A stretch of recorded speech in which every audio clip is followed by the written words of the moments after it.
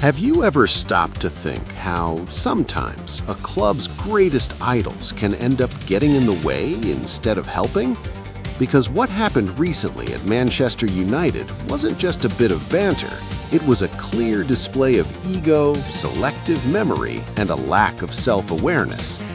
Ahead of the derby against Manchester City, two huge names in United's history, Nicky Butt and Paul Scholes, turned their attention to a specific target, Lisandro Martinez.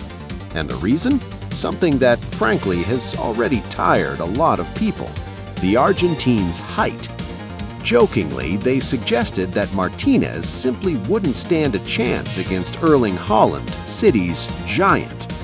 The joke seemed harmless, but it didn't sit well with a large part of the fan base, because it wasn't coming from ordinary supporters, it was coming from club legends, former players who know exactly how much weight their words carry. And then football happened. Because football, as always, loves to deliver its answers on the pitch. At Old Trafford, the script was completely different from what Butt and Scholes had imagined.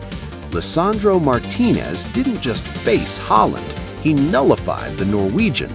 Calm, aggressive, intelligent, the Argentine delivered one of his most impressive performances in a United shirt. Final score? Manchester United 2-0 Manchester City, a clear, unquestionable victory. After the final whistle, Martinez didn't hide. He pushed back against the criticism firmly, but without going over the top.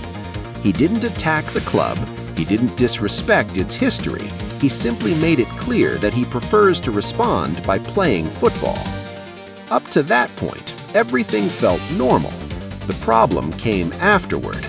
Instead of acknowledging the mistake, or at least softening their tone, Butt and Scholes chose to double down.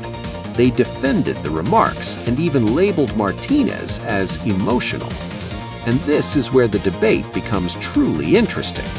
Because when former players criticize current ones, there's something called responsibility. Criticism is part of football, opinion is part of the game, but there's a huge difference between analysis and provocation, especially when the player in question answers on the pitch. That attitude stands in sharp contrast to the way other club legends have behaved. Players like Rio Ferdinand, for example, always understood that criticizing also means